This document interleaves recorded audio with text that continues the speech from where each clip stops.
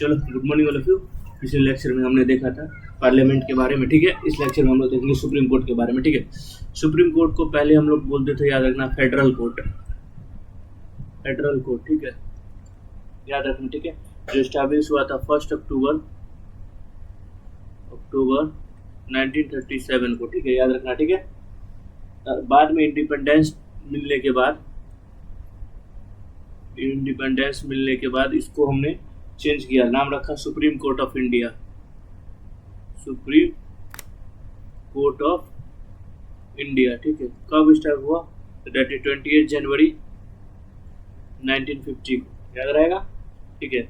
याद रखना, supreme court apex court है, सबसे ऊपर है, इसका फैसला फिक्स है, इसके बाद तुम कहीं नहीं जा सकते हो, ठीक है। ये जो फैसला देगा वो फिक्स है, उसके बाद तुम कहीं नहीं जा सकते हो। हाईएस्ट कोर्ट है, ठीक है, हाईएस्ट कोर्ट है, याद रखना।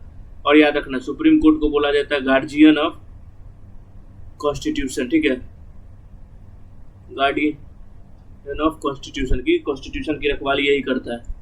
कुछ भी कॉन्स्टिट्यूशन में गड़बड़ इसको दिखेगा, ये इंटरफेयर कर देगा, कैसा क्यों किया गया है, याद रहेगा, ठीक है।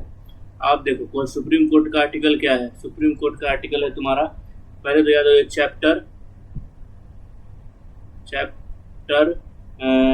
4th पार्ट 5th का है, ठीक है। और इसका आर्टिकल है 124 से लेके 147 तक इसका आर्टिकल है। मैं इसका पूरा आर्टिकल पढ़ाऊंगा क्योंकि पूछ लेता है, ठीक है। अब देखो सुप्रीम कोर्ट का स्ट्रेंथ कितना है, कितने जज है सुप्रीम कोर्ट में, ठीक है। प्रेजेंट में जज है तुम्हारे 34, ठीक है, सुप्रीम कोर्ट में, ठीक है, याद रखना। इसमें CJI, chief justice of India भी इंक्लूडेड है, ठीक है। जो कौन है कमेंट में तुम बताओगे, थोड़े दिन पहले हंगामा भी हुआ था उनके नाम पे, ठीक है, याद रखना। लेकिन ये चेंज होते रहते हैं, ये चेंज भी हो सकता है, ठीक है। और चेंज कौन करेगा वो तो तुमको पता है, पार्लियामेंट चेंज करेगा,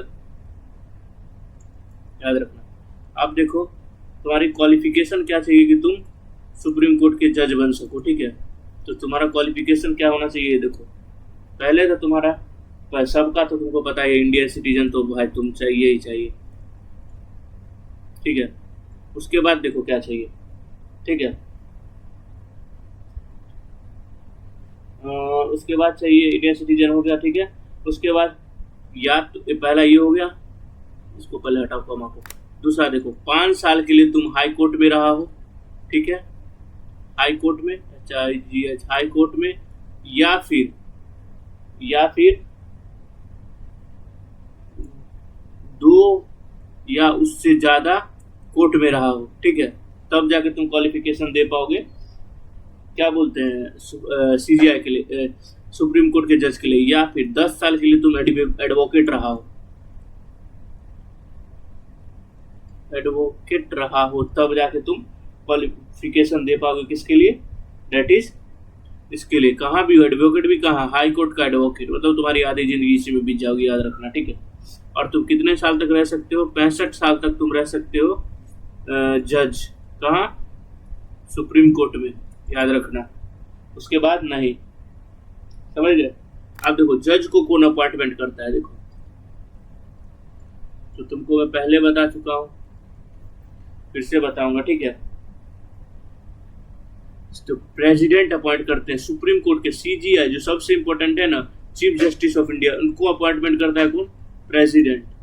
अरे यार, PRESIDENT, प्रेसिडेंट। जो बाकी जज है, अदर जज है, इसको कौन अपॉइंट करेगा? इसको सुप्रीम कोर्ट और high court, sorry, president appoint करेंगे, ठीक है।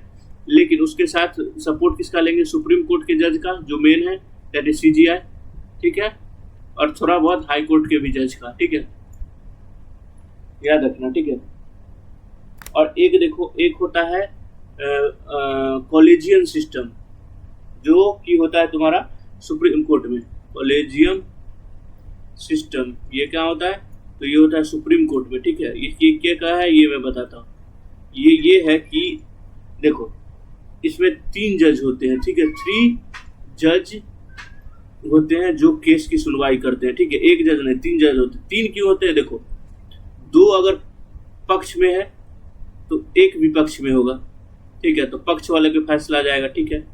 ऐसे इसके लिए रखा जाता है। ये सब हमेशा ऑड में काम करता है, याद रखना। इवन नंबर में नहीं होगा, इवन हो जाएगा तो 2-2 हो जाएगा, तो वो डिसीजन नहीं आ पाएगा, ठीक है, इसके लिए, ठीक है।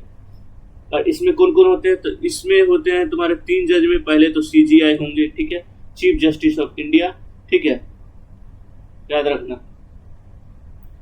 3 जज केस बोलते हैं, ठीक है, ये रहेंगे, बाकी अलग रहेंगे, ठीक है। और इसके साथ 4 और जज रहेंगे, ठीक है, इसको 3 जज सिस्टम बोलते हैं, ठीक है। इसके अंदर 5 मेंबर रहते हैं, याद रखना, ठीक है। ये भी देखो, ये भी देखो, 5 भी है तो देखो ये 3 रहेगा, फिर ये 2 नेगेटिव में रहेगा, 2 पॉजिटिव, 3 पक्ष में, 2 विपक्ष में, तो भी ये जीत जाएगा, इसके लिए, समझे। अब इसको रिमूव क्यों कैसे कर सकते हो जज को, तो देखो इसको रिमूव भी वही कर सकता है जो इसको बैठाया है, प्रेसिडेंट, याद रखना, ठीक है। और कुछ और आर्टिकल देख लो कुछ सुप्रीम कोर्ट से रिलेटेड। पहला आर्टिकल देखो, आर्टिकल है तुम्हारा 124। ये क्या बोलता है कि सुप्रीम कोर्ट होना चाहिए इंडिया में, तुमको पता है, ये इंडिया में होना चाहिए।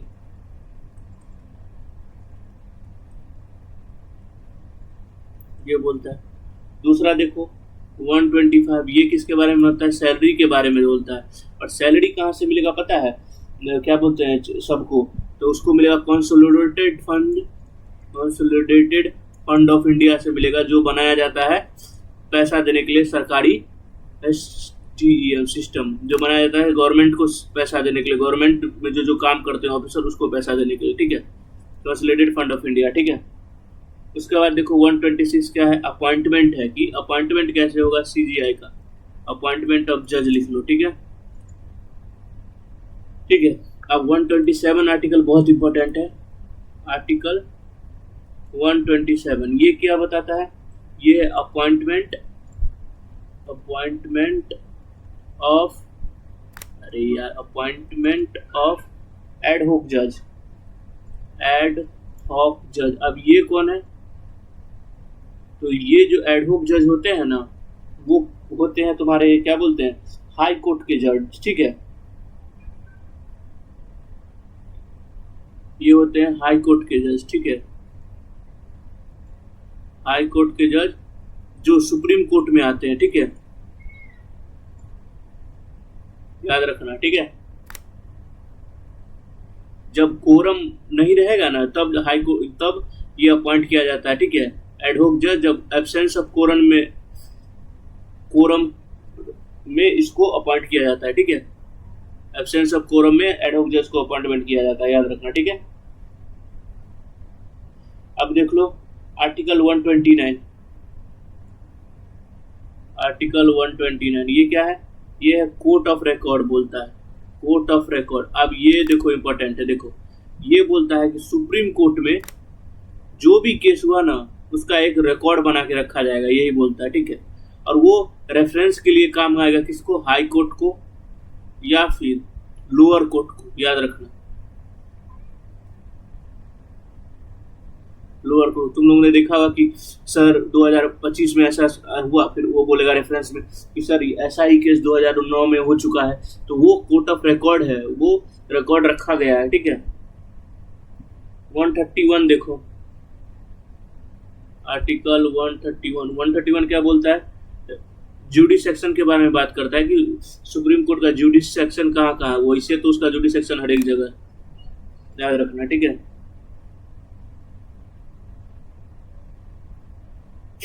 और ये आर्टिकल 133 देखो, ये क्या है, ये भी जुडिसेक्शन के बारे में बात करता है, बट सिविल मैटर में, ठीक है, सिविल मैटर से, ठीक है, याद रहेगा। अब नेक्स्ट चलो,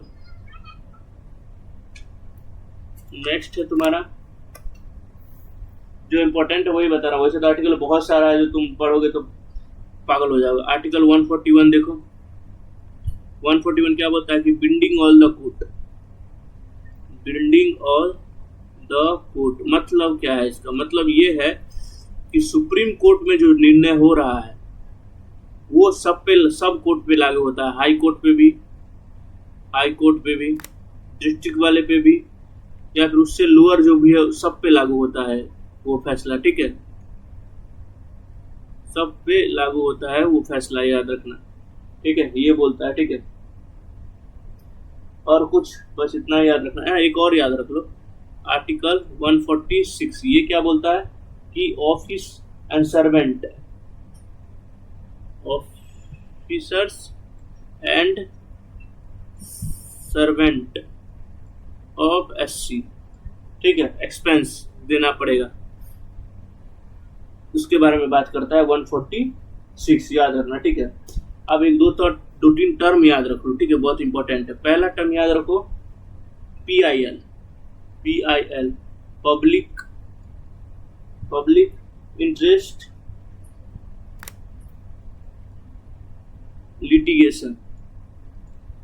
अब ये क्या है? पब्लिक इंटरेस्ट लिटिगेशन ऐसा है कि कोई नेता ने कुछ भाषण दे दिया, ठीक है, उस भाषण से अगर पब्लिक को परेशानी हो रही है, प्रॉब्लम हो रही है, तो ठीक है, तो कोई भी आदमी कंप्लेन कर सकता है सुप्रीम कोर्ट में, ठीक है। इसके लिए देखोगे तो बोलते हैं PIL दाखिल किया, इसी को बोलते हैं PIL, ठीक है। और ये PIL सबसे पहले आता है USA में 1960 में इंट्रोड्यूस हुआ था, ठीक है। और एक याद रखना, इस PIL को एक वकील है, ठीक है, जिसका नाम है कपिला हिंगोरानी, कपिला हिंगोरानी, इनको बोला जाता है मदर ऑफ PIL, याद रखना, ठीक है। और इंडिया में तुमसे कोई पूछ ले किसने इंट्रोड्यूस किया था PIL इंडिया में, तो इंडिया में इंट्रोड्यूस किया था जस्टिस BN भागवती ने, BN भागवती ने, ठीक है, भागवती ने इंट्रोड्यूस किया था, ठीक है, याद रहेगा, याद ही रहेगा। बस इसमें तुमको इतना याद रखना है सुप्रीम कोर्ट का, इससे ज्यादा तुमको सुप्रीम कोर्ट के बारे में याद रखने की जरूरत नहीं है, ठीक है। चलो मिलते हैं कल, डेट इज हाई कोर्ट के बारे में, ठीक है। आज के लिए इतना ही, tata bye bye all of you.